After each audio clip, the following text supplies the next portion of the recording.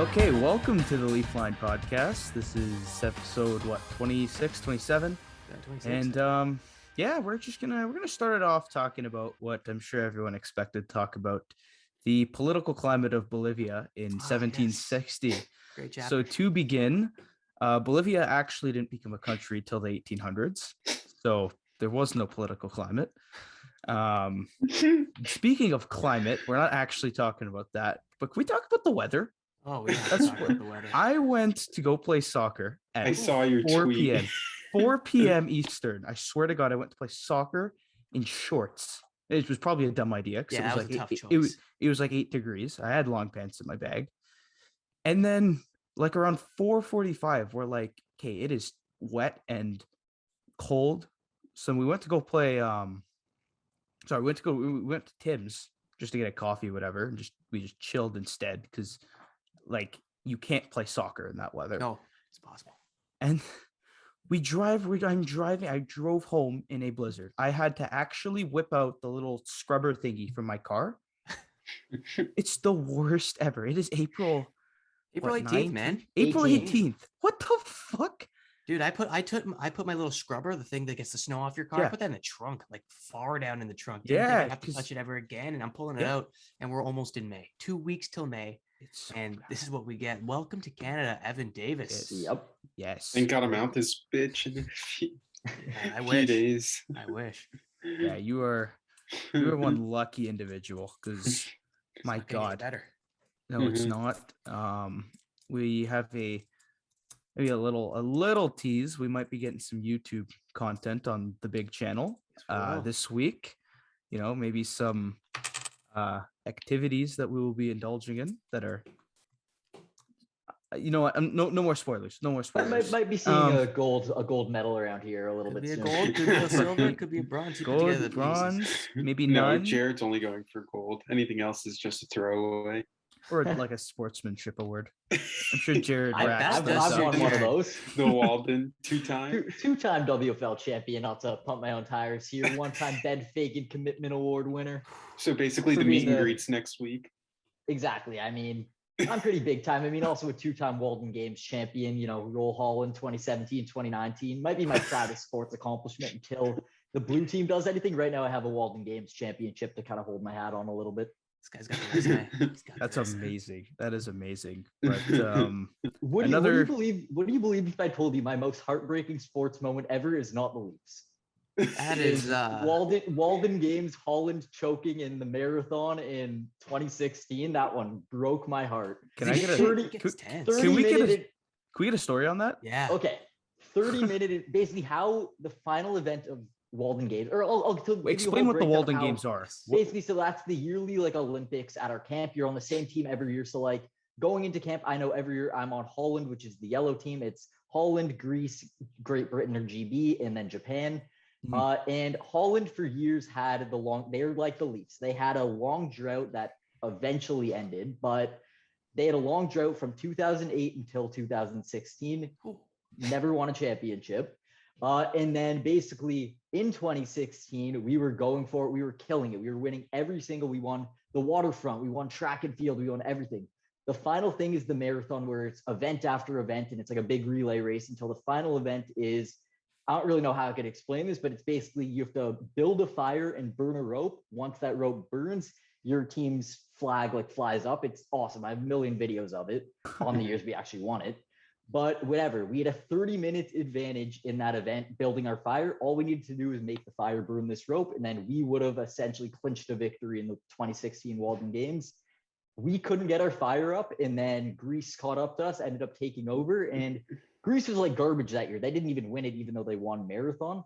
But because we couldn't get first place in the marathon, which gives you 1 million points, we ended up falling into second place in the entire thing, lost the 2016 Walden Games, and that one broke little, what was I don't know, a few years ago, that one broke my heart. Oh my God. And then in 2017, the next year, we were able to win the championship and also won it in 2019. So maybe could the Leafs have a similar thing in store, a heartbreaker, and then the year later they find a way to get it done? We'll see.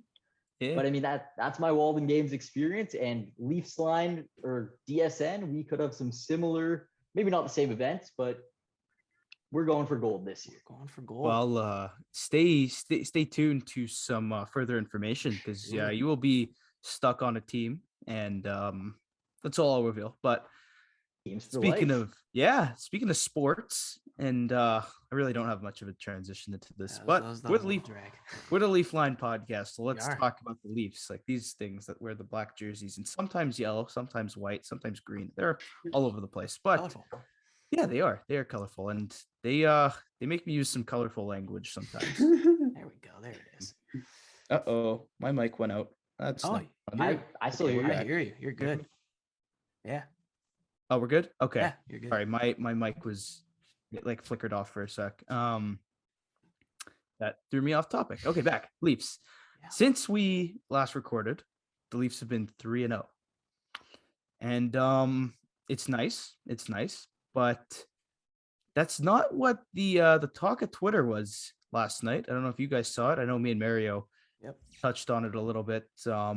Anthony Stewart and who was the other guy? I Justin have it up Bourne. here. Justin Bourne from Sportsnet gave their Leaf postseason lines, and there was outrage. There was outrage. So, do you guys want to break down the games first? Because do you have any Yeah. thoughts? You want to I go, thought we Jared? we played solid in. I mean, the game against Ottawa, I don't think we played well. We very much probably didn't deserve that win. Ottawa probably not even that they controlled the game, they just had a lead. We weren't able to score on Forsberg until the very end. But whatever, we found a way to climb back into that one. And at the very least, at this point in the season, the 2 points are 2 points, and that's going to help us in our playoff race. So I couldn't really be too mad after that. It wasn't our best performance, but Giordano with a big overtime winner, that was awesome to see.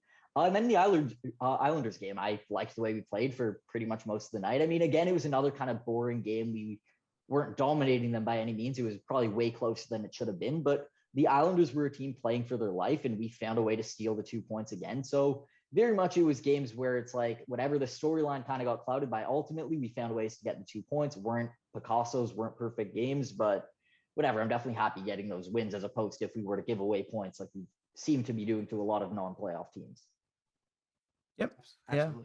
And I mean, Yeah, if I'll just jump in too, go nuts. it's a bit of this is why we're not talking about so much content on the show, which we'll see, but it's that tweener stage where it's like, okay, you got like I think they have 6 games actually remaining, half a dozen on the schedule. It's in a really weird position where you want to pick up the points, you want to play it safe and make sure your players are well rested. If they're not well rested, in shape, in good form heading into the playoffs. So it's a weird situation that you're in once you clinch this playoffs, which in my opinion, I absolutely hate when teams have to clinch so early because it just takes all the intensity out. Like I was really not paying too close of attention to the Islanders Leafs game because I kind of know what they just have to do. And they did what they had to do. They took care of business just like they did in Ottawa. They don't ask how, they ask how many. It doesn't have to be pretty, like Jared said. And it most definitely wasn't. It was, I heard on the radio, your boy Justin Bourne, who you mentioned earlier today, he was talking about how this brought him back to 2015 Leafs days for some of those plays. And I'm like, okay, that's a very bold statement because this 2015 team was drastically, disgustingly bad. You don't even want to watch, rip your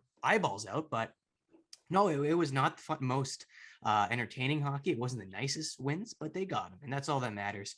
We mentioned before they want that home ice, especially with the health included. And I mean, they're looking to get the home ice with those points. They pick them up. That's all you got to ask for these guys. And the only thing I'm really looking forward to down that stretch, they got a game against Tampa. They got a game against Florida. They might have numerous. I haven't looked too ahead on the schedule, but those are some wins that you have to get under your belt just to make sure you're cruising into playoffs. And I'm sure, Dama, you're going to touch about it in just a bit, but those lines, that's a big one. You want to try some guys out. We were talking about it in our group chat. Check it off the bingo card there about maybe how to use some other guys, give them some other situations. One that came up to mind, and I know it's not going to really happen or come to fruition, but Abruzzese, I would like to see him in a top 6 role, but it's, again, likely not going to happen. And it's unfortunate because I really want to see what he could do, but I think it's better to give him some big time minutes in the AHL. But I don't want to go too off topic with Abruzzese, but I do want to go on to topic with what you're going to mention, Adamo. Yep. Those lines. I want to see some guys get some other spots, or maybe guys get more familiar and solidify themselves in their own roles, because you're not going to have a lot of time to dilly-dally and play around with things in the playoffs. And I think that's the whole focus here with the Toronto Maple Leafs. This end of the season, I think we should be already talking about playoffs and really getting our mindset on that compared to the next couple of games down the stretch, because as much as they mean something in regards to points, they don't mean much to this team. And as it's been all year, the only thing that's meant for this team is game 83 to 80. how far they go, right? So Usually 7 games. Usually 7 games, but we'll see. Hopefully they push the boundaries this year. We don't know. Yeah, 5 in August, if you will.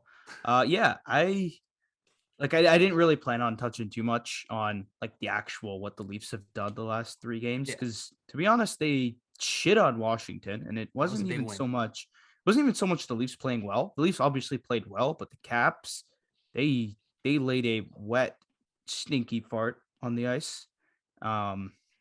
Who'd we play after that? I had it in front of me. I believe it was These went to games. Ottawa. Was that Yeah, the Ottawa? then- Yeah, then we went Ottawa, over then to New York. Ottawa Yeah, and New York. where you mean? Did we go to Ottawa?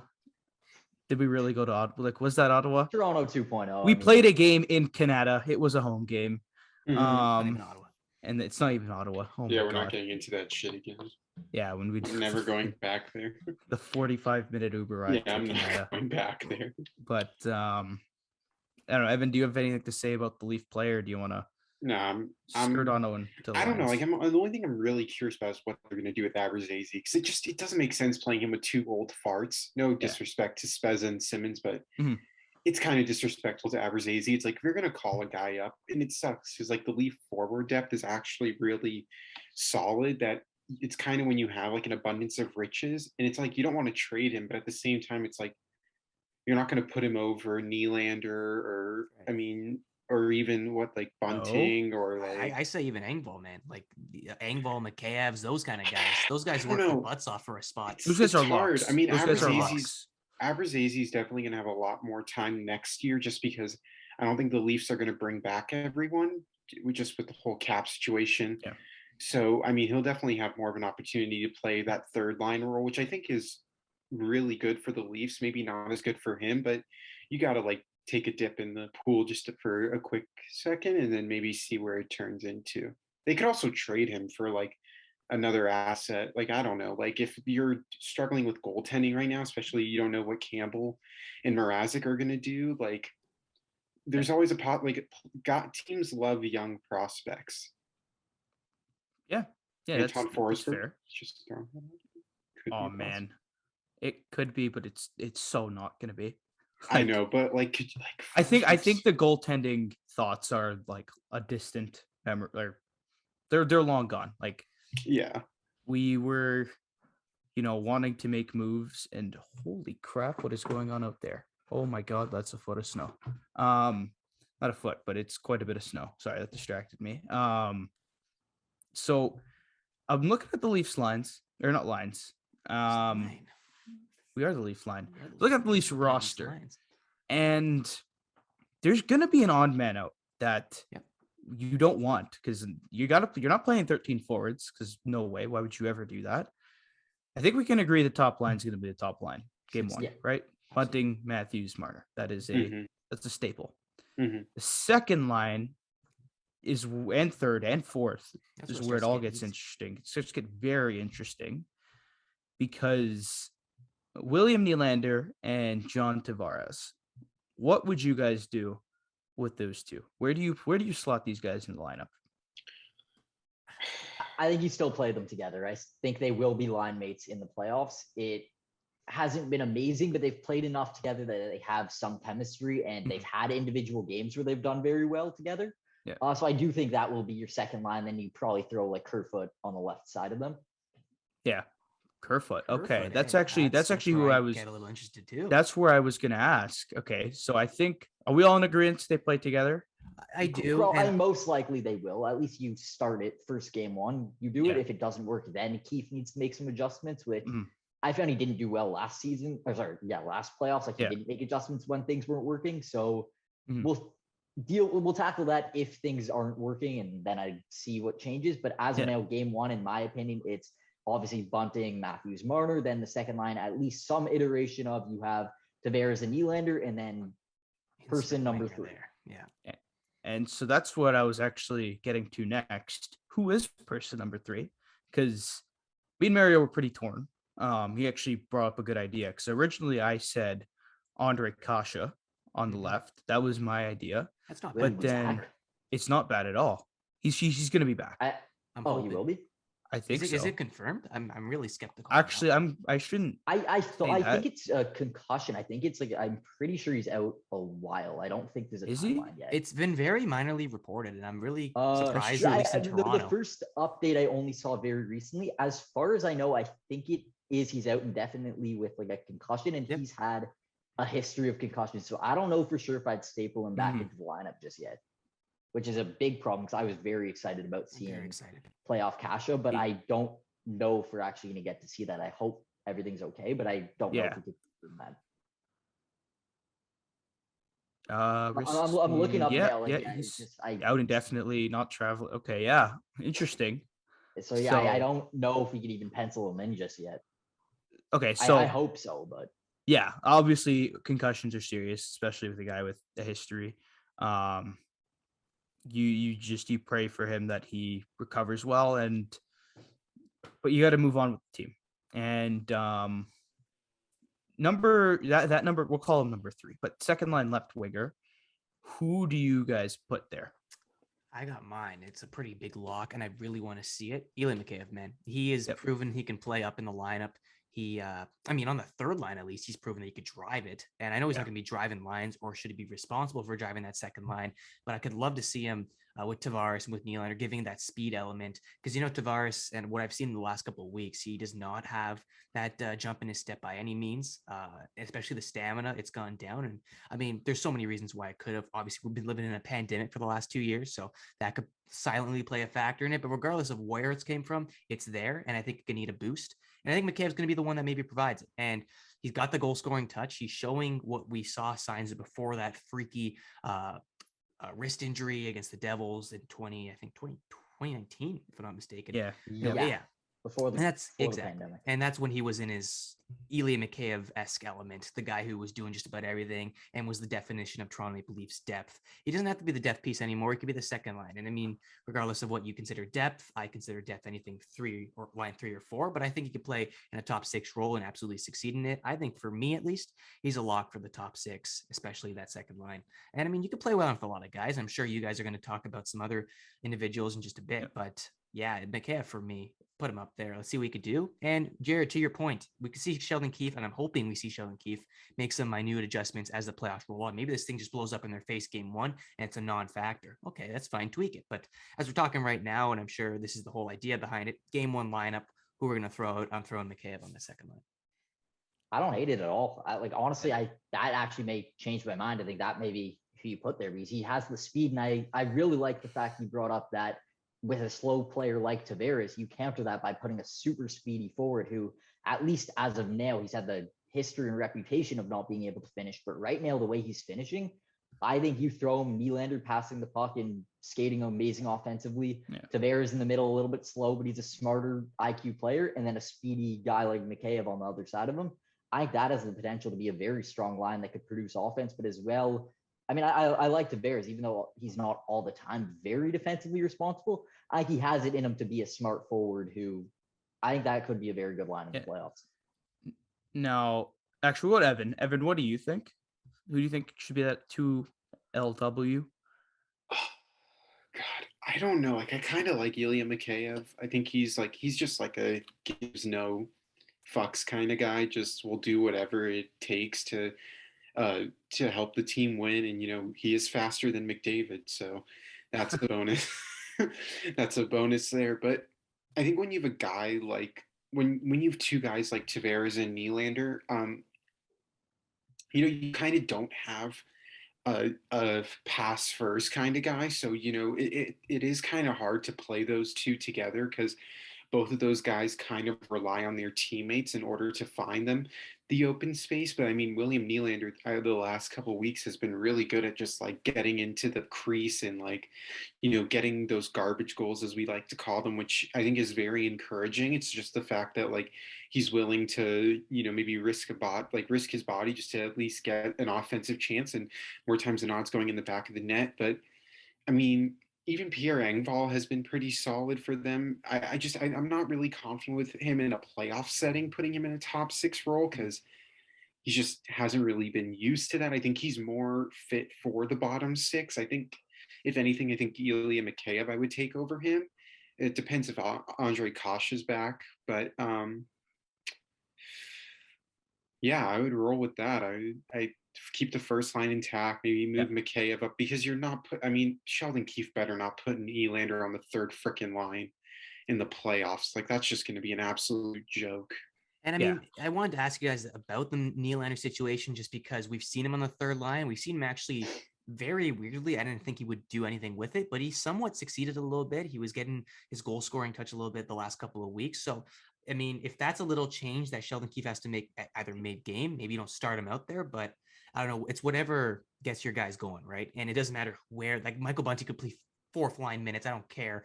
That could possibly happen and they could succeed. I don't hope it doesn't, but whatever helps your players win, you're going to do. And I think that's the best thing for Sheldon Keefe going forward, because we saw in the past, utilizing playoffs for this Maple Leafs team in postseason settings is not their strong suit. We saw it with Mike Babcock, and we saw it a little bit briefly, like you mentioned before, Jared, on Sheldon Keefe. We can't be seeing it again against these teams who have third lines that are capable of playing a second line. These guys that could shut you down in an instant. So you want to manage your guys quickly, efficiently, and make the adjustments when you can, because everything's faster in the playoffs, and you have to be ready to make that adjustment because it's a big one. And I think that second line for Mikheyev, who we've been talking about extensively, that second left winger who's going to accompany probably and likely Nylander and Tavares, that's probably the most prominent position for this Maple Leafs team heading into the playoffs. I don't know. I mean, the guy in goal is obviously a huge, not question mark, but that's the biggest position of them all. But when you're looking at the forward group and even the defense too, I think this position outwides the rest. I think it's a big one that they have to fill. And whoever's going to step in that role, hopefully it's Mikheyev, at least for my mind, then I think that's where you roll with. And he's got to be responsible and he's got to be capable of living up to those expectations. There's going to be a lot of weight on his shoulders. So we're going to see what he's made of. Okay, so we're all agreeing, or not. I'm not going to say all, but I wouldn't hate it. Like, I'd be perfectly fine if they put Mikheyev there. Like, there's honestly a few guys that could slot in there, but I think I wouldn't be mad if Mikheyev's the one they choose. Let's roll with the third line. Let's see how we and that's exactly what I was gonna say now, because now you're splitting up Engvall and Mikheyev. Yes. There's no Kasha, so I guess you're stapling Engvall and Kampf to the third line, right? That's gonna be your third line left winger, your third line center. Are you putting Kerfoot as third line right wing, or? He would have to be a winger, in my opinion, on that third line, because Camp, for sure, you're not taking him out of the middle. Like, that's all he's here to do. Yeah. Just win. Yeah. What about if, sorry for interrupting, but like, we've seen a lot of instances with teams that like make Kerfoot take the face-offs, but then move him to the left wing. Like, Camp is a pure face-off taker. Like, Camp isn't going to get moved out of the face-off dog. I mean, like, I'm just saying, I mean, like, you never know in the playoffs, like, teams will try anything. Yeah. And maybe they tried, but we got Camp I was shocked. Like, I didn't know who David Camp was when we first signed him, but looking into it after we first got this guy, I'm like, okay, the only reason he's here is to win face-offs in the bottom six. And he's done a good job of that. I don't see him getting moved out of that position, but I definitely think you have probably Engvall on the left or right side and Kerfoot on the other side. That's a solid third line. That probably will end up being your third line, yeah. It's very solid. Fourth line, we don't give a shit about the I think Blackwell is going to be very impactful on the fourth line. I really like what he's got. I mean, it's hard for fourth line guys to be impactful. He just won't do stupid shit that will cause your team to be. Would Blackwell play if Kasha, let's just say for shits and giggles, Kasha's back, right? Then I don't see Blackwell playing. I would be, to be honest, I think that would be a mistake if we do scratch Blackwell. I think he has brought a lot of physicality. I think he's constantly crashing the net. Like, where are you going to play him? Where are you going to? He would be on the fourth line. It would probably.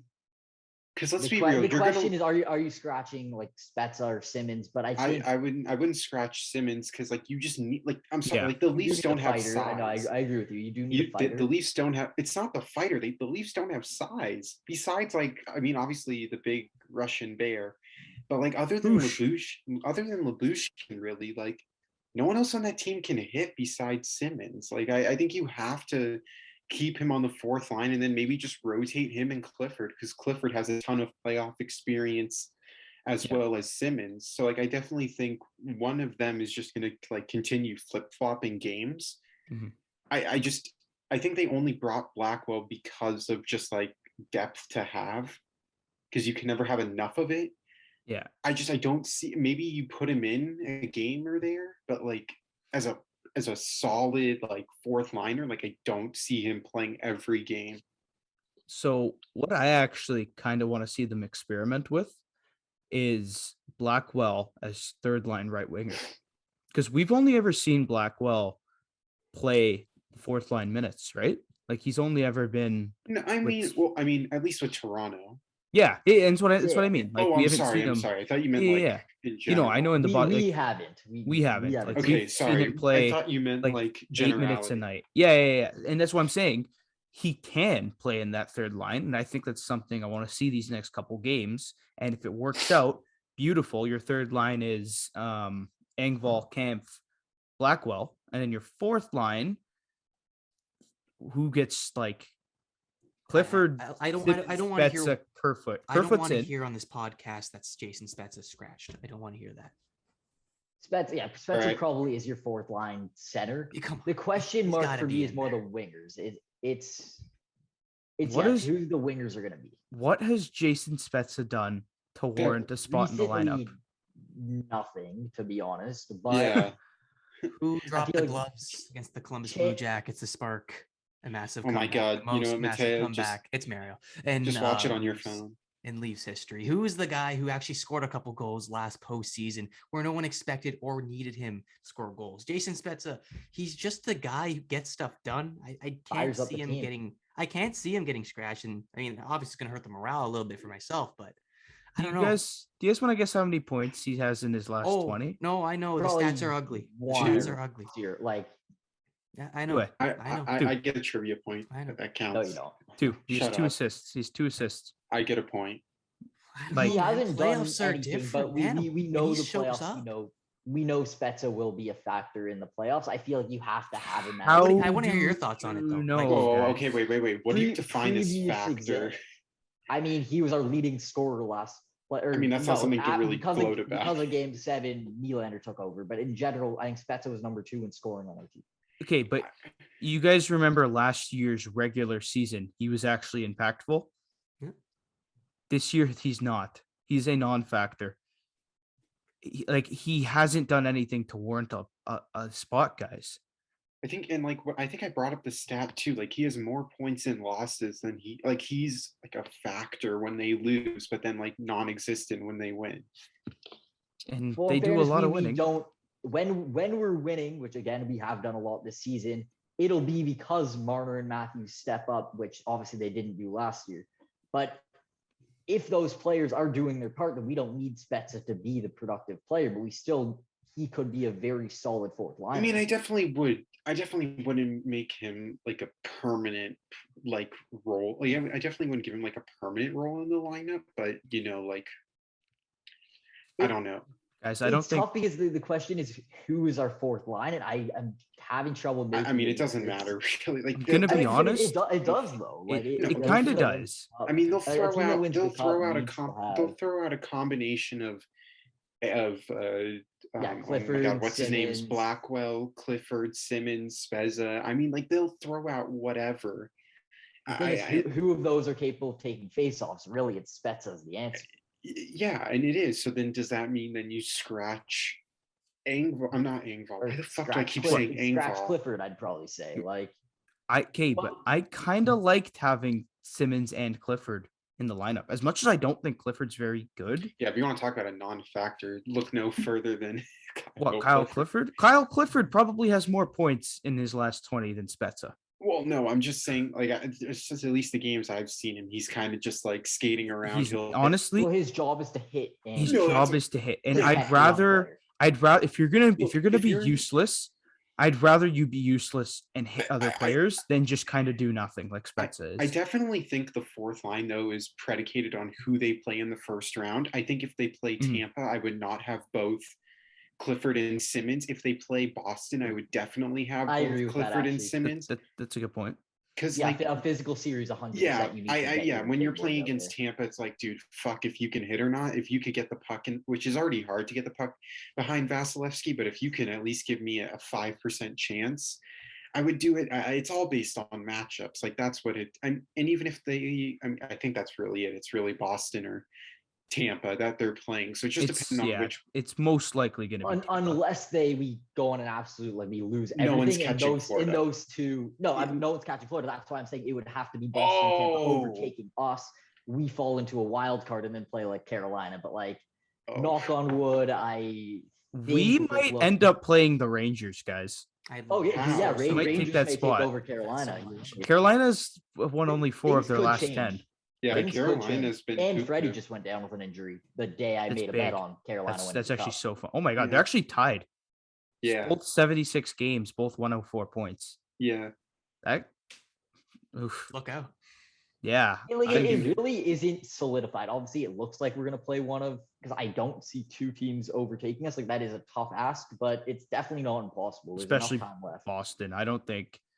Let's see, Boston. Oh, Boston's not. Nah, guys, Boston isn't gonna catch us. Boston might not even catch. Mathematically possible. It is. It is mathematically. It's very possible. They could override Tampa. But it's very so hard unlikely. To do the Leafs. They have a game in, or I guess I don't know how that works, but no, we've played one more game. Boston has a game in hand. They have a game in hand. Yeah. Tampa. I'm talking about us. No, I'm Boston. Dude, they're not going to catch. I mean, if they catch the Leafs, then that's a problem for the Leafs. I would not be confident in the Leafs in the playoffs if somew Boston catches them. It would literally need we lose legit every rest. You would have to lose. What they're 12 point. I'm sorry, not 12. They're 9 points. 9 points ahead. So they would have to lose 5 of their next 7, and Boston would have to win 5 of it.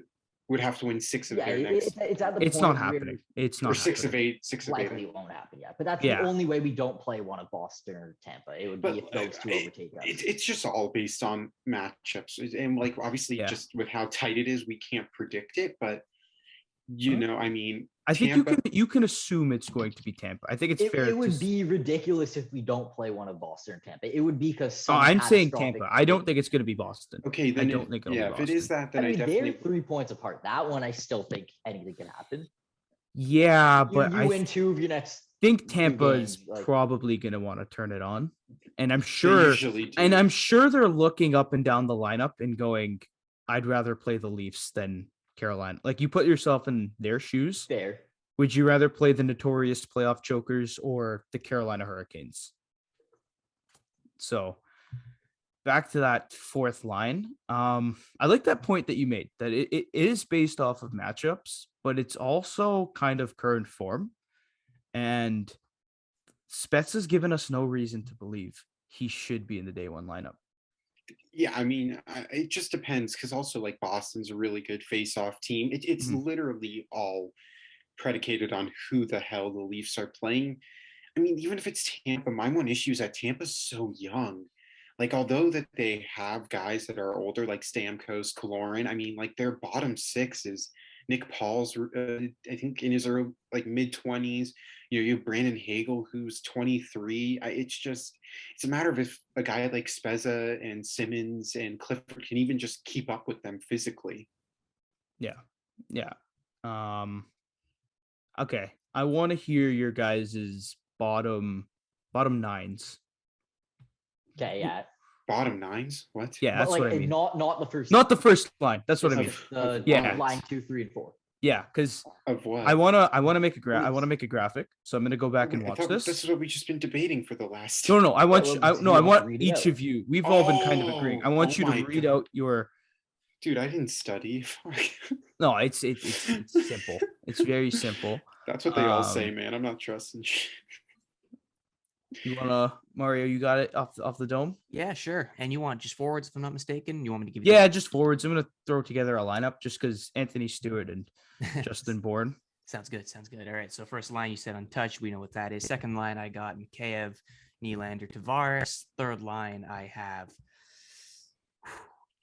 Camp. Reminder: this is what you would do, not what you think is going to happen. Okay. So Camp, Kasha, and I'm throwing Blackwell in on the top on that third line. I'm going to go there. Yeah, I want to see him do it. He did it in Seattle. I want to see him do it here, and I think he can. And I like what he brings to the table as well. And then 4th line, I got Spezza in there, and I made my reasons pretty clear. You guys are absolutely nothing on you. It's absolutely correct. He has not been a factor whatsoever in recent games, but playoff Spezza, as much as history tells it, is playoff Spezza. So I want him there, and just to see if he's still the playoff Spezza that we all know and love and remember. Then beside him, of course, depending on the matchup, that's the big one. But I'm going to give the one that I want because that's what you said. I want Spezza in the middle, Simmons, and of course, on that other side, you're throwing in Kerfoot on a fourth line. Four left I know. wing. Yeah, I'm going to go there. You guys know Kerfoot has 50 points this year? Yeah, no, he's doing great. He's doing very well. I cannot believe it. It is the quietest 50-point season like ever. Because so many other people are doing so well. I mean, like, I had 50 points my first 10 games and be a pro. Like, not a big deal. Not a big deal, but I didn't hear anyone with the headlines from ESPN. With my lineup, I guess that would mean Kosh is obviously out because of injury. If he's we're not gonna count. I probably no Kasha. Yep. So Kosh is out. Obviously, I guess I'm having Clifford out of that lineup, and I believe I said Simmons, if I'm not mistaken. Simmons in. So he's in. Simmons in. I think that's about it. I had to get Kerfoot in there because he's played very tremendous this year. He's had really big spurts where he's potting goals. He's becoming more of a team player and jumping in on any way he can. So I have to have him in the lineup. It would be a shame if he's not playing game one. But no, Evan, you made a really good point before. It's a matter of who they play, but this is just what we want. And I want to hear what Jared wants right now. Okay. Obviously, first line solidified. I think I'm going to agree with your second line in the sense that we're going to go Mikheyev, Tavares, Nylander. Like Mikheyev on the left, Tavares in the middle, Nylander on the right side. Then moving over to the third line, we're going to have Kampf in the middle. We're going to do, I guess, Kerfoot on the left side and Engvall on the... No, I'm going to flip that, actually. We're going to do Engvall on the left side, Kerfoot on the right. And then the third line, Spezza, I'm going to keep him in the lineup just because of the face-off factor. He takes face-offs and the other guys don't. Spezza, fourth line in the middle. Simmons is going to be fourth line on the right. And then Clifford, I guess, fourth line on the left. Blackwell. Blackwell scratched? I forgot about Blackwell. No, Blackwell is in over Clifford. Clifford. My so mistake. yeah, we interchanged our lines there, which is perfectly fine. I mean, I just like to see it happen, but no, yeah, it makes sense. I'm literally like looking at daily face-off, but I'm trying to like play around with how I would move it, and it tripped me out. I don't know why. Blackwell is not scratched. I think Blackwell's been amazing. He is in my playoff lineup 100%. Love to hear it. And Evan, you got anything? All right. For the graphic. Gonna pull We're up gonna lines. we're gonna do Nylander, Tavares, Mikheyev. Then we're gonna go third line. We'll go. Trying to think here. Third line. Let's go. I'm trying to remember the players. Fuck. Camp. I'll go Camp on the third line with Engvall on the right. And who am I thinking? That's the big question mark for all of us. Interchangeable. That's what I'm saying. There's so many options here. Man. No, I'm just forgetting forwards. Holy Like shit. Kerfoot, Blackwell, Simmons. Oh, okay. Clifford. Even if you want to try Abruzzese in there. I was thinking about throwing Abruzzese in on that third line with Kampf and Engvall. I just think he just can't play with Spezza and Simmons. And then for the fourth line, let's go Spezza, Simmons, and did I say Blackwell? You didn't say Blackwell or Kerfoot. I guess you said. Oh, I forgot about Kerfoot. That's who I forgot about. Okay, I'm sorry. Give me Kerfoot on the third. I can't remember. It's been a long time. Kerfoot on the third line, and then on the fourth line, give me Abruzzese on the left. Give me Blackwell at center. And give me Simmons at right wing. Wow. We don't actually have a face-off taker on the fourth line. I like that. No, does Blackwell take him? Oh, yeah, he can play both. Never mind. Okay, fair. I'm pretty sure. We on the Leafs, we haven't seen him taking face-offs, but I guess, yeah, he's capable of it. Like on his card, it says he can play left wing and center, so I guess try it out. Trust me, if a guy wants to play in the playoffs, he'll play whatever position he needs to. It's true. That is true. From the Leafs perspective, do we want to make our center a guy who's like, yeah, sure, I'll try center? No, but he's definitely played it. I'm No, sure I think in Seattle he played it. I'm sure in Nashville he played it as well. he's taken. We haven't seen it on the Holy Leafs, guys, though. he's taken 67 faceoffs this year with the Leafs. Really? Yeah, Blackwell, yeah, Blackwell's played center. I was gonna say, I'm pretty sure he has. I Mind you, Jared's you just a said I fake- like obviously like, the stats Jared's show it, just so a I fake guess so. fan. He's just a- 46%. It's not. This isn't like. I'm straight up telling you, he's 46% faceoffs, which isn't Yeah. great. Yeah, not Jared's just a great. fake fan. So Yeah. Yeah, my mistake. yeah. Okay, that's interesting. I like that. I do like that because I'm not quite sure if that's what I would do with Abruzzese. I'd probably send him to the minors. Yeah, I Um, don't see him in the playoff lineup. But he's kind of guy. He's kind of Jimmy VC, if that makes sense. He doesn't do anything Vanilla. great. He is vanilla. He's very vanilla in the NHL. That's not. I don't think that's what he's going to become. I think as his skating improves, the skill was clearly there. He's definitely a smart player. Just it looks like he's kind of. I think he's used to be able to like skate around guys in college, but like at the NHL level, he's not an elite skater. But I think that's what he's trying to like. You see on a couple plays, he does skate it up and try to rush it. He just gets He stopped can't. every time. Yeah, he like just can't. he tries to. He obviously what he's used to doing is he is that guy on most teams he's played on. He tries to take it in himself and whatever. You And it's just shut can't down. do that in the National Hockey League level. Like, and he's gotten a few chances. Like, honestly, I do think he was robbed of. He should have had his first NHL goal, but he just definitely isn't a guy I'm confident throwing into our playoff lineup when the pressure's on and we need everyone playing amazing. Yeah, no, Mhm. I don't see it happening. What do you got? So yeah, for the graphic purposes and the viewer purposes, we're gonna go Nylander Tavares on that second line, Kerfoot on the left. Okay. Because that line worked before. It's been there. It's been a thing, and it's purely because I don't want to break up the third line of Engvall, Camp, Mikheyev, Very fair. and then fourth line. Oh boy, This is where the that's fun begins. got this to is play this is where around. the fun. Yeah, I get to be creative here. And there's another guy I have in mind that we haven't mentioned his name in months. That I want to see him. I want to see him on the probably not in the lineup, but I want to see him get in a couple games this year. Is it who I'm thinking it is? It's not Nick Robertson. Oh, so never mind. No. No. Okay, so we're gonna go Black. Are we? Yeah, we are. We're gonna go Blackwell, Simmons, and Mystery guy. Clifford or Spezza. Who was the Clifford or no name? Spezza? Oh. One takes He's gonna- face-offs, one doesn't. I think that is the deciding factor, in my opinion, at least. Face-offs don't matter to me, honestly. I don't put too much value into them. I'd rather just a guy who's better. Fuck, I really don't like. You know what? I think they're gonna be interchanging. But game one, I want Jason Spezza in there. I'll go Jason Spezza just because Right I think we're gonna play Tampa. And then for scratches, we're gonna get Clifford and Alex Steves. I love that you brought his name up. I love We that. haven't heard from Alex Steves in quite some time, but I was very, very impressed with him. Notre Dame boy, no? I remember He was a liking Notre him Dame as boy. well. The issue is we now have how many games left in the season? We have 6, I Not many.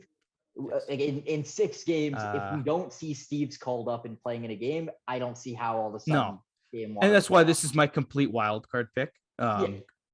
Kind of like the Adam Brooks, where he played like the last 10 games, and we're like, oh, fuck it. You're playing with Joe Thornton and Jason Spezza now. I think he's that good. I don't know. I was a fan of him. He's 44 points in 52 games in the AHL.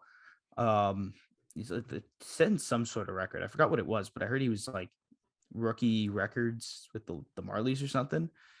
Fantastic. I think he's a fantastic player. I seriously think he might get a look in the lineup next year. Mhm. So that would be my scratch guy.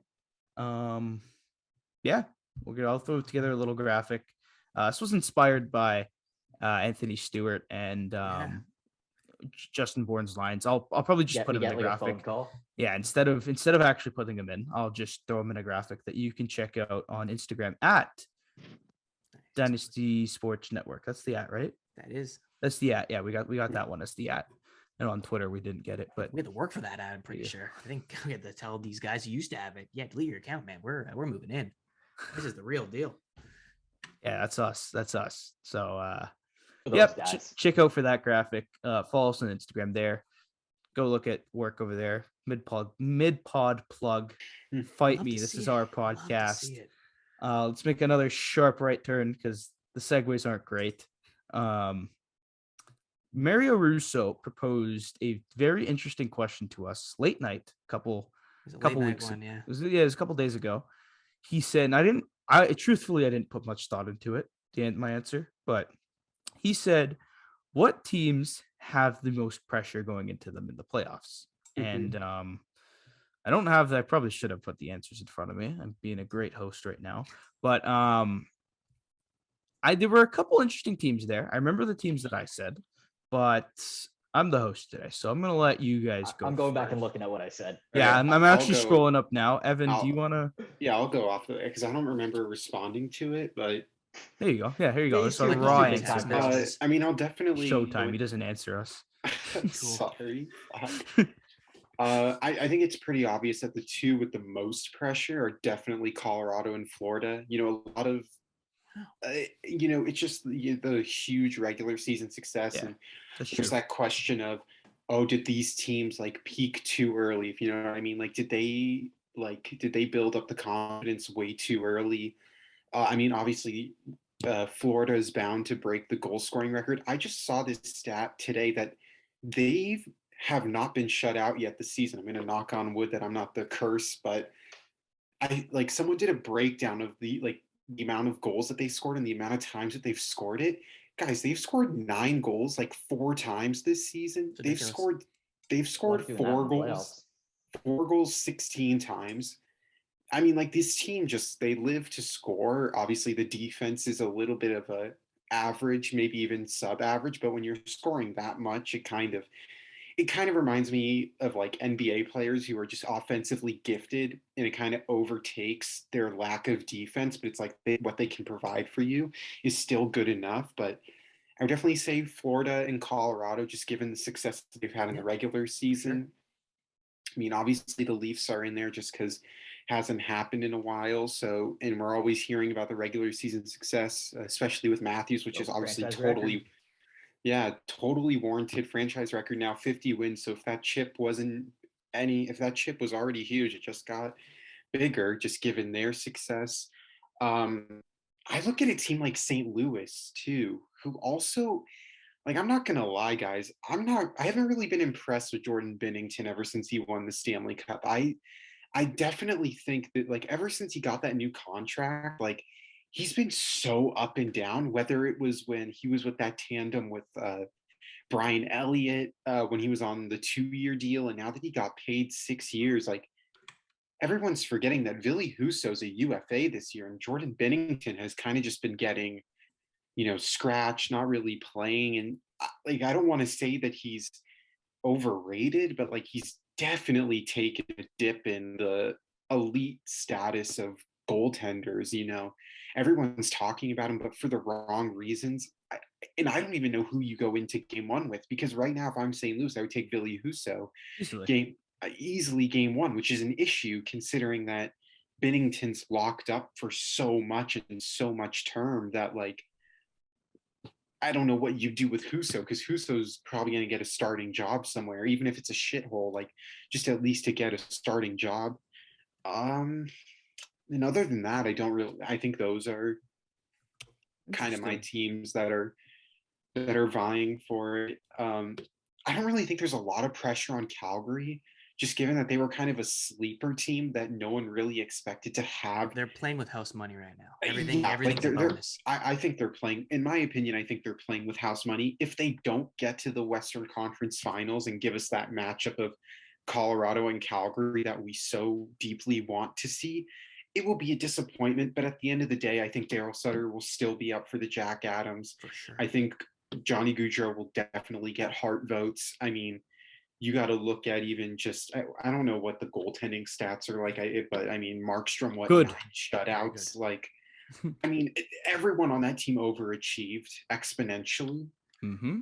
And what Mario said, I think they're playing with house money here. Fair. Interesting.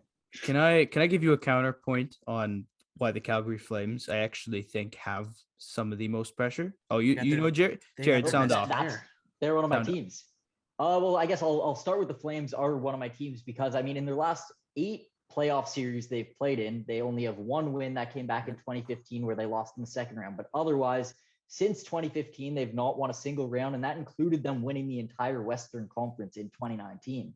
They're not a team that's a stranger to having regular season success. They've had a lot of regular season success. And that year, they, I believe, lost in 5 to the wild card Colorado Avalanche. So they have not been a team that's been able to put together playoff success whatsoever. And aside from, I mean, they're one ahead of the Leafs in terms of round wins since 2004. They have one win in 2005, but otherwise they've lost every single playoffs they've been in. That's 8 series. So Calgary? not a good playoff record. Yeah, Calgary. Wow, They I didn't realize it was that bad. They lost 4 in a row from 2006 to 2009. They won a series. They missed playoffs all the years since 2009 until 2015. Won one round and then they lost in the second round. But since that, they missed the playoffs in 2016, lost round 1 in 2017, missed the playoffs in 2018, lost 2 in a row in 2019 and 2020 in round 1, and then missed the playoffs last year. This is a team that's had a conference victory in the regular season and wasn't able to string together anything come playoff time that year, winning only 1 game. I think they have a ton of pressure on them. And then the only reason I'm not going to say the Florida Panthers, even though they do underreportedly have the longest drought in the playoffs of winning around. They haven't done it since 1996. But I mean, they have 9 fans, so those 9 fans. Hey, not anymore, man. Those 9 fans are going to be really heartbroken. Hey, not anymore. I don't know about you, bro. I don't know what you've been watching. Jared Sorry, Rotenberg just sorry. fire shots. The elderly are very going to be heartbroken about that one. But yeah, they like. I don't think they have pressure because what media people are really putting, other than people say they should do well because of their regular season standing. No one's like really dedicating their life to talking about the Florida Panthers. They're not a very, in terms of fan attention, they're not a relevant team. Obviously, they're doing amazing this year. I don't think they have pressure though, because I think the flaws on that team, in my opinion, are clear. I think it's very clear all season long they haven't been able to defend. If that carries over into the playoffs, I'm not going to say it's expected because they're the top scoring team in the entire NHL. But I personally wouldn't be surprised if some trouble comes their way, because you aren't going to be able to score and outscore all your problems in the playoffs. The 2 teams aside from Calgary that I have in my top 3 of teams with the most pressure on them is the Toronto Maple Leafs, though, and the Colorado Avalanche, because Avalanche haven't been able to get out of the second round. They have a drought, and they won the President's Trophy last year, still got out in the second round, and they just haven't been able to find that playoff success. I mean, more so than the Leafs, but still they haven't been able to really make noise in the postseason and get through troubles. And yes, injuries have to do with that, stuff like that. Like, they probably, a healthy Avalanche team would have been able to get through most likely the Dallas Stars in 2020. But regardless, if you look back at their playoff history, it is not one that's very shining, at least in recent memory. Obviously, their cups of the early 2000s, but today their core and their team hasn't been able to get it done. And then the Toronto Maple Leafs, what more is there really to say? Biggest market, biggest fan base, haven't been able to win a Stanley Cup since '67, haven't been able to get out of a single playoff round since 2004. So I think probably the Leafs probably have the most pressure on them, but I don't think the Flames or the Avalanche are that far behind. They're the favorites right now to meet in the Western Conference Final, but Flames have had trouble getting out of one round. Avalanche have had trouble getting out of the second round. I don't know if we get 100% lock in that those are going to be the 2 teams in the Western Conference Final, because both don't have a very shining resume of playoff success, at least in recent memory. Those is your 3? My 3, Calgary Flames, So Calgary, Colorado Toronto, Avalanche, and Toronto. Colorado. Okay, cool. Mario, you... Yeah, I got some. I mean, I put Toronto in the league of their own. I'm not going to give them on my top 3 just because I think they're the given number 1. You look at all these curses that they have to break and have had to break. So I let's keep that. I'm not saying Toronto has no pressure. They have all the pressure in the world, but I'm not going to include them on this list because there's some other teams. There's some different amounts of pressure they have to live up to. And number 1 for me is the Pittsburgh Penguins. Now, the Pittsburgh Penguins have not won a round since, I think, 3 years ago. They've only won 1 round since their back-to-back cup run. And it's been looking like a pretty similar team to what they have. And The thing about that is that those guys are getting older, their contracts are aging, and a lot of those contracts hit their limit and they're going to be expiring at the end of this season. Some notable names I have to mention are Malkin and Letang, two staples in the Pittsburgh Penguins lineup that have had huge effects on their success throughout their entire careers as Penguins. Brian Russ, who's had a terrific season this year, he's up for a contract. Evan Rodriguez, who started off the year red hot, he's up for a contract.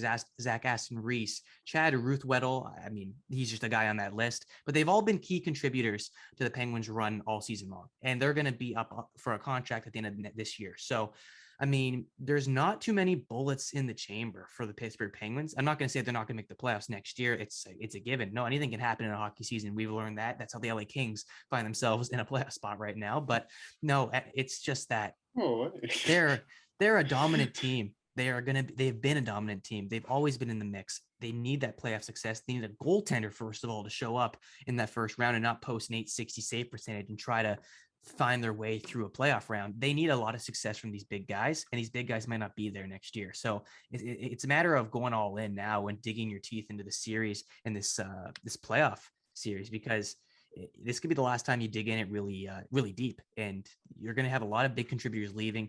It's going to be hard for them to keep all of them. Maybe they keep a couple, but Malkin and Letang, those guys are big contracts. We've seen how the defensive market is in this day and age, much different than when Letang signed his contract a while ago. I mean, he's not getting. He could fetch a decent amount, but I don't want to talk about contracts now because that's a contract for the off. That's topic for the off season. But Pittsburgh, they got a lot of guys leaving. I got them high up there. I think this is the year they have to take it, and they haven't had recent playoff success either. So there's a lot of things up against them. Another one here, we've been talking about them. Jared's been putting money on them. The Carolina Hurricanes. I mean, guys, we've talked about this team. At least I have, for the last, I'd say 3 or 4 years now, where these guys every single year, they can win the cup. They have these great group of players where they can turn on you in an instant. They have the defense. They've been one of the best defensive teams in the National Hockey League with Brendan Moore behind the bench for the last 3 or 4 years. So they know how to get it done and close it on the defensive end. They play that side of the puck very well. And the offensive side just really never comes out to show in the playoffs. And that's a big one. That's a huge question mark that they have to answer. Because, Jared, you mentioned it. That's your team. You're riding with them. You're putting money on those guys. And a lot of people are. And 4 hours later, their starting goaltender goes out with an injury because, of course. There's another one. You're going to have to see how these guys step up, how they adapt. Don't bet on the Leafs then, because who knows, knock on wood, who knows what's happening then. Would you ever bet on the Leafs in the playoffs? I have not. Why would you do that? I don't know. Maybe it's like if they lose, at least you win money. That is what I sounds like a degenerate, but like no. It is basically that. Actually, is my strategy. It is you. If you think about it, you are paying for them to win. Yeah. Right. Yeah. You're paying. You're hoping because if you lose money, you just paid for them to win a playoff series and you're happy. But if you lose, you get returned like. Should we do it? Let's just do it. Fuck it, man. Like, I don't bet futures. I don't bet. I only bet on like. Can we bet like first round? Like what Leafs are at plus 10,000 right now? Can we make some money off of that real quick? Yeah, right. Could buy their own studio soon. But no, back to my Carolina situation here. Like they have been a solid team for the last 3 or 4 years. They are terrifically run, a well-oiled machine, and they never go far at all. These guys, and I think we've been saying it so much, where these guys are Stanley Cup contenders. They haven't found themselves in a Stanley Cup final in quite some time. They went to the Eastern Conference Final 3 years ago, though. I mean, and they were Stanley Cup favorites, I believe, that year too. They were one of them. Definitely in the top 10. They the year before didn't even make the playoffs. They were a wild card team. They were a surprise team. I wouldn't say they were Carolina. They did get swept, but they did get to that. They got swept by Boston, but the games weren't the like Islanders this year. They weren't. The games weren't like so out of hand. Like they've definitely made. So the meaningless year you're referring to. That's that year where teams get there and you don't expect them to do. Well, I mean, they took down Washington after the year after they won the cup. They've definitely had playoff success. It just only 2 teams can make it, but I'll let you. No, they're Stanley Cup favorites. At least they've been all season long. Let's see if they live up to it, because they've been it last year too. And I'm going to say that very firmly. They were up there in the rankings. They could have taken it all, and they just find ways to not get it done in the postseason. So that's a big question mark and a lot of pressure on your team that has to get answered. And the third one, I think this is very obvious. And Jared, you mentioned a very good point, and I'm not going to go against this because it was very well articulated as well in our group chat, where I got the Edmonton Oilers. And the reason why there shouldn't be as much pressure, and you bring it up very perfectly, is because they haven't performed all season long where there should be pressure. They don't really deserve many could argue they don't really deserve to be there. Even though the points suggest it, you could blame them on division alignment, who names it, but they haven't played like that playoff team that we are expecting them to see, with especially with those star-studded guys. But they have those star-studded guys, 2 of the top 5 players at least on this planet, and you have to find playoff success at some point. And this is going to put a lot of fingers. There's going to be some probably jobs on the line by the end of it. When the dust settles, you can see some guys getting fired big time. And one of them is Ken Hall and the way he's constructed this team. And Connor McDavid, let's see if he comes and shines in the playoffs and gets going, because he's been contained for the last couple of years. He needs a breakout year. This team needs a breakout season, and they need a breakout round. And I mean, I don't think they have the pieces to do it, but there's pressure on them definitely, because you have number 97, the best player in the league by far. And of course, Leon Draisaitl, who's always up there for those different kind of awards. So there's definitely pressure there. And I think it's going to be exploited this playoff. So those are 3 teams that I have. A lot of Metro love there too, but the Leafs, they just sit in the league up their own. I can't mention them. We've all said it. And Dom, I'm sure you're going to probably touch upon them in a bit, but yeah, that's there's a lot of pressure for a lot of teams. They're in that situation where it's do or die. And it's not just the Leafs where we saw last season. So it's going to be a fun playoff though. That's what it makes for, definitely. Yeah, and those are actually some good points. And I'm actually not going to touch on the Leafs because I don't think there's this much pressure on them. I don't think there's as much pressure as there was last year. And I say that because there's most pressure on Kyle Dubas, not actually the Toronto Maple Leafs, because I think most of these guys will probably be back next year. Who are we kidding? Like, I doubt, unless something, if Marner goes pointless in the playoffs, he can kiss his bags goodbye, or even Nylander, or whatever. But I'm not going to talk about them. I do want to circle back to the Calgary Flames because Jared said it well, and I'm going to go a completely opposite direction as to why they have the most pressure. I'm going to name you their free agents next year. One of them is one of the best players in the league that never gets any attention, isn't it, Adam? Sean Monahan. No, Matthew Tkachuk. Oh yeah, he was on Matthew Tkachuk, free agent, restricted free agent. Johnny Gaudreau, unrestricted free agent. Andrew Mangiapane, restricted free agent. Bolton. Calle Yarncroke, free agent. Richie, free agent. Trevor Lewis, free agent. Mangiapane, I said Mangiapane, free agent. Yeah, but he's just that good. You got to say it twice. Go, Bolton boy. Yeah. Shillington, free agent. Zadorov, free agent. Shillington. Yeah. Wow. Zadorov, free agent. Wow. Their backup goalie. Oh no, he's not. He has Vladar. contract. Yeah, I say that though. Their 2 best players are free agents next year. So those are the big 2. Yeah, it's an RFA and a UFA. So Johnny could there's no guarantee Johnny. And after the season Gaudreau just had, he's getting 10 at least, and he is cashing in. I disagree with you there. What you can say, I don't think he gets 10. I don't even think he sniffs. I would say the most. Or you go first, Jared, because I interrupted you. No. Well, what I was just saying is, to the point, as much as I agree that yes, the team may look a lot different next year, I still think, wouldn't you say the individual players then have a lot of pressure on them, because if they don't perform, they're not getting the money bags that they want. So I think in that sense, they do have some pressure to perform and find a way to get it done when it really counts. But overall, I just think it's the fact that the entire team, they've had success with a very similar team. In 2019, they won the entire Western Conference. It was going into that playoffs. It was a guarantee. Tampa Bay Lightning were going to win the East. Calgary Flames were going to win the West, and then both of them got out first round. One got swept, one lost in 5.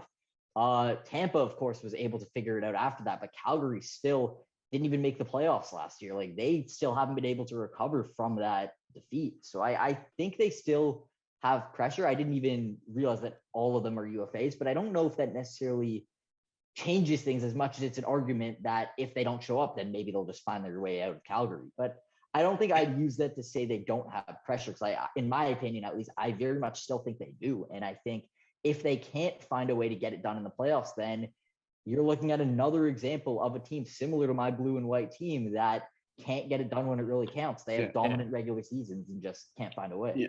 You continue, Adama, and then I'll make the comment after. On what? Do you want me to go to the next team, or? If you're staying on the Flames, I was just gonna say I wouldn't pay Johnny Gaudreau $10 million, because then I think you're looking at another. I mean, I think you're looking at another John Tavares situation here, where,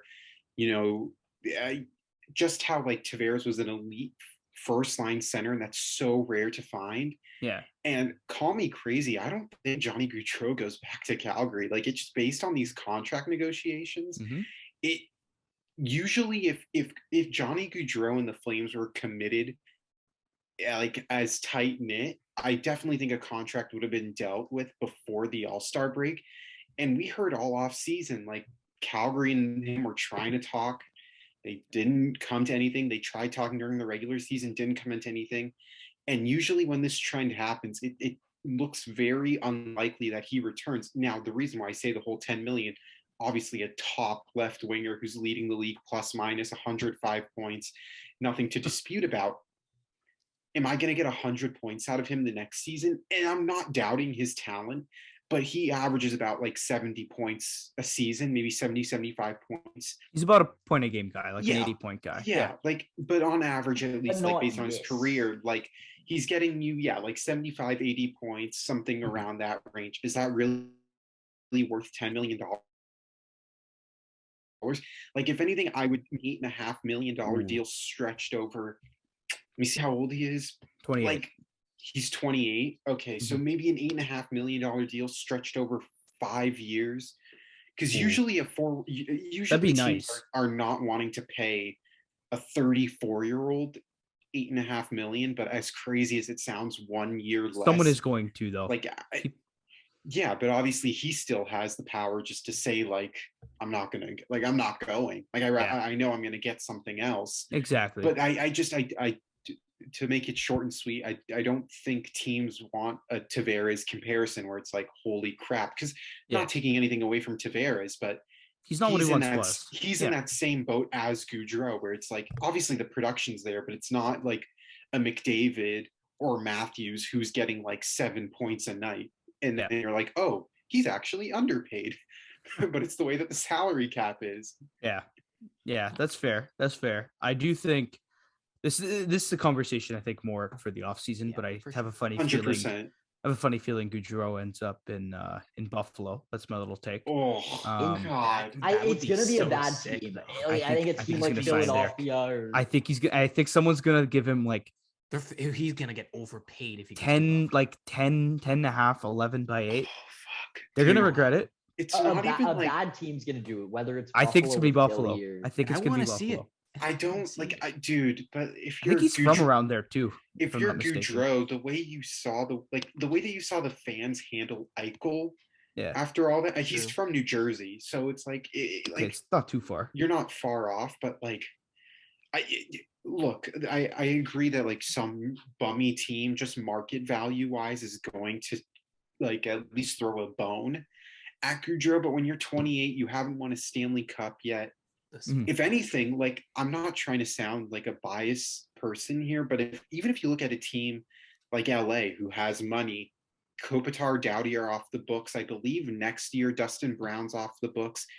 You take those 3 guys off, you're looking at 10, 20, like about $26 million that's going to be off your cap hit. You can even look at a team like I'm trying to think of the oh my God, I can't think of teams right now.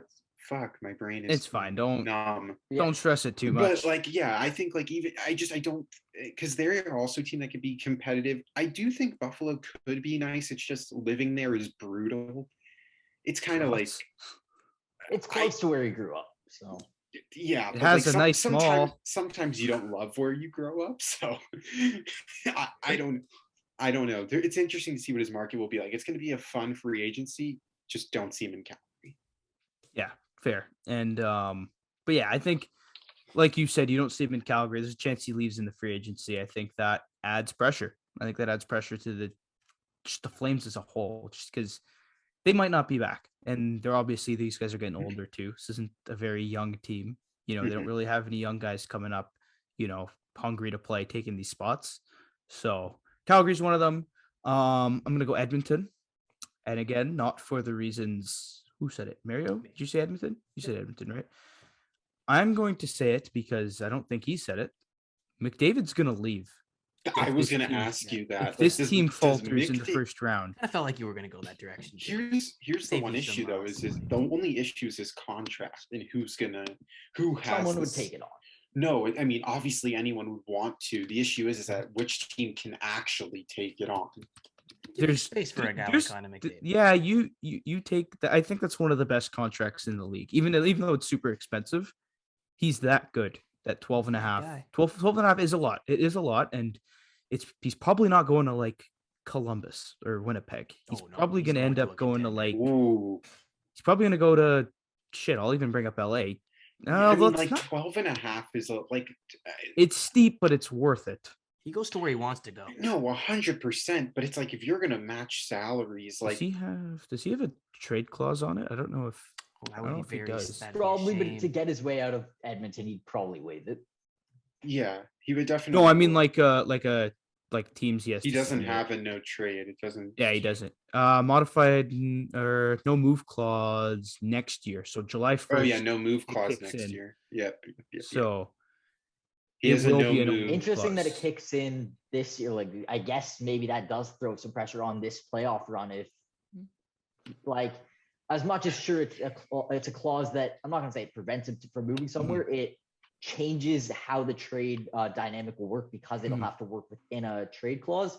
But it means that he's going to start having control over where he ends up if they maybe can't get it done. And I was one of the people that was very vocal when someone mentioned Edmonton in the group chat as one of their teams. And I said, no, I don't believe they have the pressure. But once you brought up the McDavid factor, I'm like, to be honest, I didn't think of that. And it definitely does change things. And I think as a team, I personally don't equate this year as their big pressure one just because they already previously fired their coach this year and things were a mess not too long ago. It's very clear what the flaws on that team are. If in earlier episodes close to the deadline, we talked about that plenty of the no goaltending, whatever. But the fact that McDavid could start getting that little idea in the back of his head that is already, I'm sure, starting to grow if they can't get it done this playoffs, it definitely adds a little bit of, I don't know if I'll say pressure is the word, but it's some intrigue surrounding them. If they fall short again, Edmonton's a team to take a look at. And if you're a reporter, whatever, go call Edmonton and see, is there any chance that a McDavid issue or trade could be happening sooner rather than later? And he will. I like, you could tell he's frustrated in the media. He almost has a little bit of Sidney Crosby in him where like he gets pretty mad pretty easily. And when he's mad, I don't think he's the greatest. I think he needs to be just kind of a chill guy to play his best hockey. And like, I hate to say it, house. you don't say no. If McDavid asks for a trade, I don't think they say no to him because you piss off your star. That's probably just as worse as trading him. You're setting off a bomb right there. He'll do anything in his power because he's the best player in the world. Okay. He's like the LeBron James of the NHL. He will do anything in his power to get out of there. And you could pull. Oh yeah, my knee's re-injured. You can do that. These are NHL players. There's something wrong with them. So there's something wrong with them. I'm sure I'm like, you could pick out any player and like they'll need 3 surgeries to be as healthy as Jared Rotenberg. I don't know why I picked you. I was looking how you really feel. What? I called him. It wasn't a diss. He's a healthy man. I called him healthy. Oh. Yeah. So yeah, Edmonton. What I will say is it adds so much intrigue just to the NHL in general because this didn't happen. I want to see it. I want to see it so badly. Crosby's been there his whole career. Ovechkin's been there his whole career. I mean, Gretzky got traded. Anyone can get traded. I mean, you're right, and obviously Gretzky is the big example everyone will turn to. But in the post 2005 lockout NHL to now, when have we really seen a big name? I mean, we've seen the Claude Giroux. Those are like second tier superstars. But when have we seen Sidney Crosby, Alex Ovechkin until now? Like it's crazy. I get it. It's just they've won Stanley Cups, and I know like they did it in the latter part of their career, at least for Ovechkin's standpoint. Dude, I mean, like McDavid's used to winning, man, and like if this team can't figure it out, like it would be very intriguing because like, does he really want to go down in the record books as the greatest player to never win the Stanley Cup? Like, he deserves it, and I get like it's a tough contract. It honestly, it's I know, like, obviously any team would love to take it, but it means that you're probably trading 3 of your most valuable players for 1. I just don't see a team doing it. Like, it's a lot easier said than done. Like, it's way too hard. You might be, as crazy as it sounds, you would honestly lose that McDavid deal because you're losing so much more depth. And then it's like, is McDavid just going to another Edmonton Oilers squad? I don't know. I'm just taking in, like, I'm taking in salary cap, player value. I don't know. It does sound like I don't think you lose a McDavid trade. I don't think, like, you don't lose in player-wise. terms of the player, but I kind of get Evan's point. Whereas, what's the clear issue with Edmonton is lack of depth. If he goes to a team, it means that team needs to get rid of pieces. I kind of agree. Like, that team is not going to be guaranteed to be a deep team overall because you're going to have to give up so much contract. But I don't think McDavid's value is going to be peak value if he requests a trade, because that's just not how it works. Like, Jack Eichel. Well, Jack Eichel's over, but I know we just talked about, like, no, but I mean, like, even when Mark Stone was, getting out, that wasn't his peak value. Like, the big piece there was fucking Eric Bronstrom. Oh God! Right there, but everyone knows who Connor McDavid is. Everyone looks at the numbers. I don't think you're yes. No, his but value I mean, like, the Oilers will have their hands tied. Like, that's what I mean. Yeah, like, they lose the leverage, kind of. You have no leverage when McDavid lose it. Out. There's none. You're fucked, because then he's also gonna pick. Actually, you're not trading me to Columbus. I'm going to Florida. I'm going to Tampa. I could actually see that. Can you imagine? Oh my no, seriously, God. I could actually see that. I could, but anyway, Stamkos goes the other way. No, what about, like, Braden Point? Oh, I would not. I mean, I would not trade. Not obviously not 1-for-1, but, like, Braden Point. No, I wouldn't even include Braden Point in the deal. For Connor McDavid, you're getting Connor McDavid. 6 first-round picks. I mean, love to trade. I don't know, man.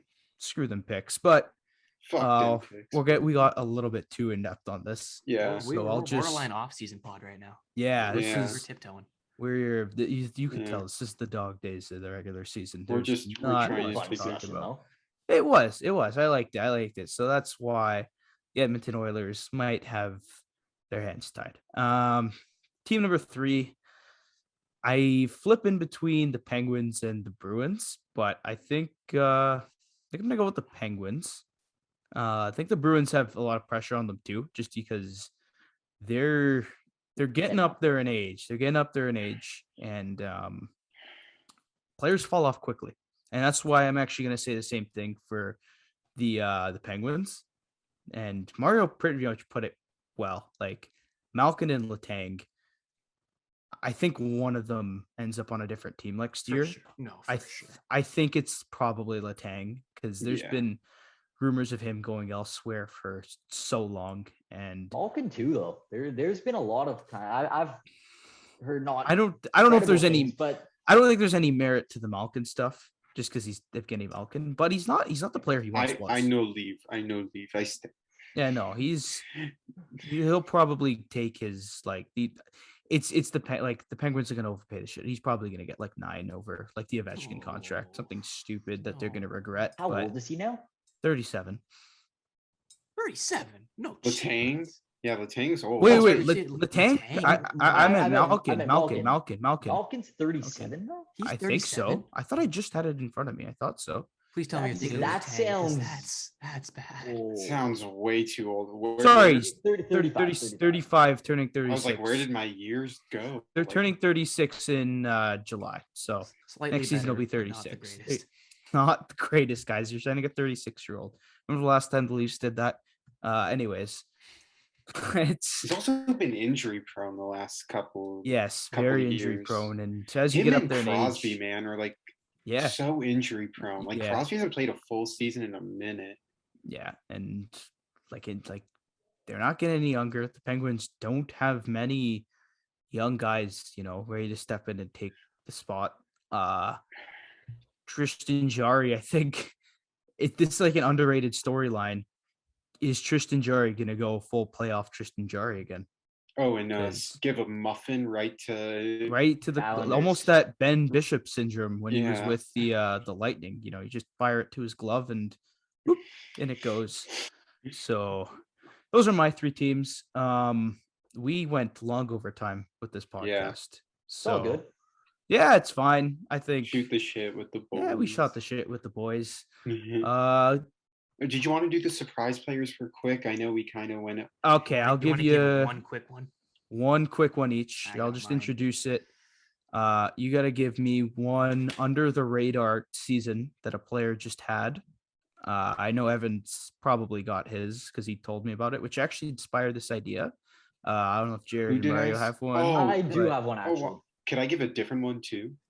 Like Yeah, sure. Okay, so Evan sparked this idea when he just randomly messaged the group chat. Yo, Tage Thompson has 36 goals. And I was like, what? The fuck? Like that, I didn't believe you. I was like, I don't Tage- like every time someone says like I don't just like randomly say this shit. Like I know. Like I didn't like obviously I took your word for it, but like I was like it caught me so off guard because Tage Thompson's this guy that like super highly touted, if I'm not mistaken, like a big guy that like is big. He had promise. Yeah, I think it was like a first rounder or something. Yeah, a couple years ago. St. Louis. He's fully had games against the Leafs where I've been like, who the hell is that? Like he's been noticeable. Yeah. Wait, he's he such was a in a random trade. Yeah, he was traded from St. Yeah. Louis. Oh, he was in the to- O'Reilly. He was in the trade. O'Reilly trade. He was in the O'Reilly trade. Shit. That. Yeah, Tage Thompson has 63 points in 74 Like, games, what but the is a dash 21. So yeah, that's where the idea came from. Evan, you want to quickly give me like a minute on it? Don't go too. No, I'm not into gonna depth. go crazy. Yeah, I'm going with another like. I think this might shock you guys too. He's having a career year. Brock Nelson has 34 goals this season. What? Yeah, dude. Interesting.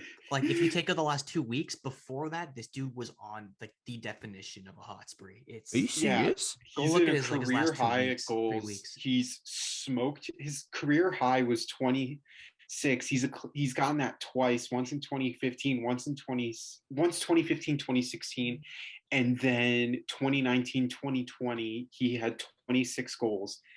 And now he has 34 goals, also 22 assists, which is his like third most in his career is 22 assists. And honestly, not a ton of 9 of his 34 goals on the power play. So he's getting strength goals. I would say like 85% then, or even strength. So I mean, like when I saw that, I was like, what the fuck? Like I still think mine. When I heard that, I'm like, what the fuck? Yeah, wait. Now I'm in. Yeah, but anyway, I was just like, what the fuck? Do you guys know that the 10th place person in entire NHL scoring right now is JT Miller, who is tied with Mikko Rantanen with 91 points in 73 games. I feel like I didn't know that. Yeah. JT, I personally didn't. I looked at this. I know he's having a good year, but on a bad Vancouver team, he is tied with Mikko Rantanen in points. That's actually overall wild. in the NHL and scoring like 91 points in 73 games. Blew my mind. He's a good player. He's had good years before. He's never been a top 10 scorer in the entire NHL. That to me blew my mind. That seems fake stats in my opinion. That does kind of come out of nowhere. Like, yeah, like you look at the scoring and who he's around, like Panarin is below him, Patty Kane is below him, Kyle Connor is below him. He is tied with Rantanen. He is 2 off from Kaprizov, 3 off from Marner. Like he is with the top dogs in the NHL right now. And not that he's a no name, but he's JT Miller. Definitely not someone I put in the top 10 of the NHL. No, he was streaking in the right direction ever since he got to Vancouver. Like I'm definitely surprised, but it wasn't like a huge shocker because I just always like he always seemed to like each year with Vancouver get better and better and better. But yeah, no, that's insane. I don't know. It's still insane. Like to be in the same. I think that's maybe why like Vancouver, no team wanted to trade for him because it's like you're gonna have to give up the house plus the dog maybe. Fair.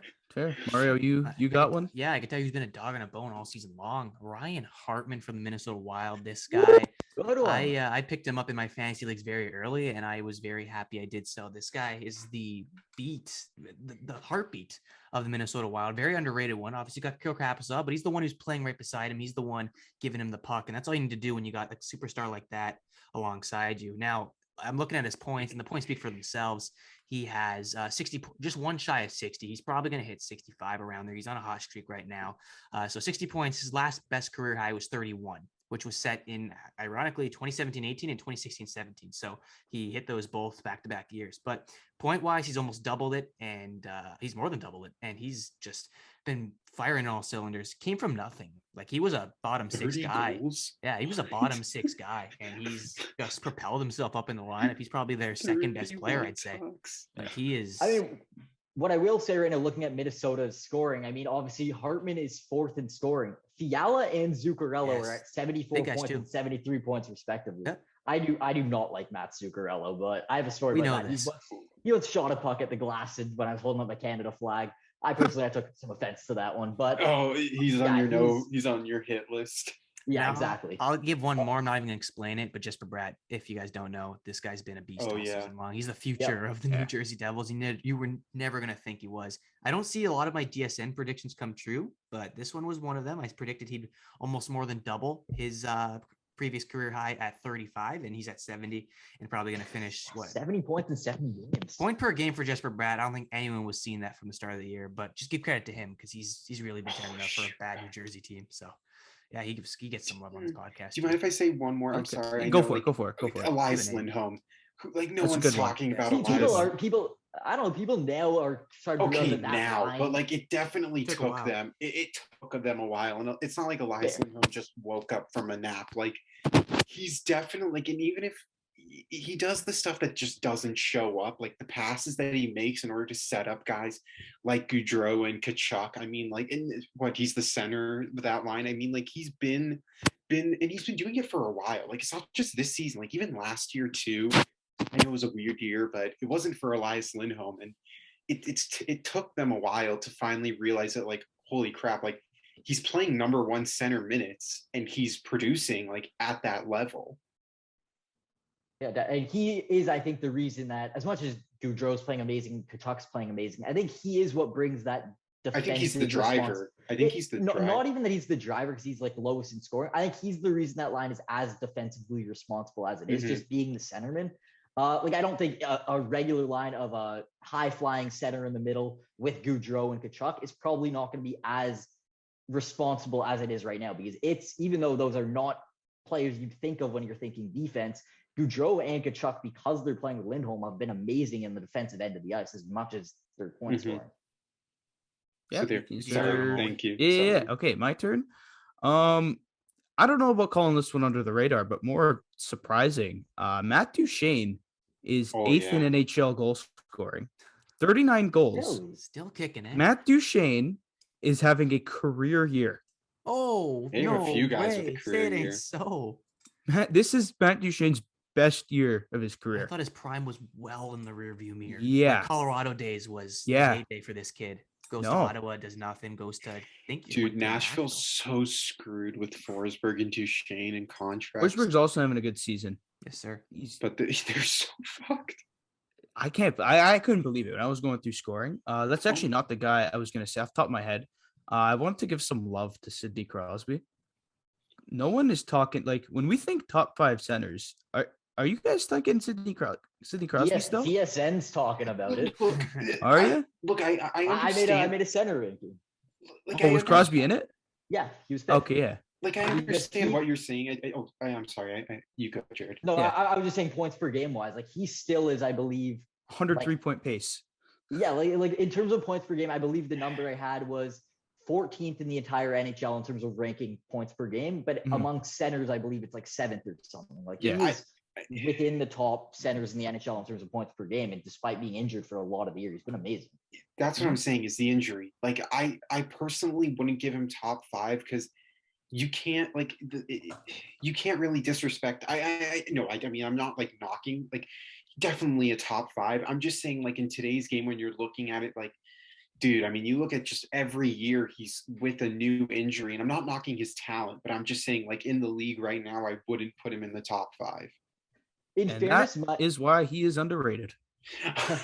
Well, it's his own my fault. argument Like, for my individual video, it was between Barkov and Crosby to get in, and ultimately I used the history. I'm like, hey, you can't knock the 3 Stanley Cups and the whatever. So I'm like, that was the one argument to bump him slightly above Barkov. But like he, in my opinion, I think he still is a top 5, top 6, maybe center in the NHL. Like he's still around the top 5 in my opinion. Sure, for sure. I think we're long overdue to wrap this thing up. Let's put a bow on it. We will see you guys next week. I don't know what day. We don't really discuss that way in advance, but some point next week. I'll be home. I think school will be wrapped up. This kid will be in LA. Are we doing this during the playoffs? Fuck yeah, we are. 100%. Yeah, I keep it right. live. So like, yeah. So like when the Leafs lose in the first, like, am I allowed to be on the show or like? just disclaimer. There's that'll be a somber one. That'll be a somber one. Do I bring out the violin? I was just gonna, do I bring out the violin? Fair. Or Leafs Line podcast listeners, if you made it this far, you could witness us watching potentially the happiest day of our life. That would be previewed on the other end of the spectrum of we could be able to share that moment together. Just put it. And that's why you need to keep watching these podcasts. You need to click subscribe. You need to go to Dynasty Sports Network all the way down there. You can see it as Mario so graciously edits these videos. And with that, thanks for listening. Ciao.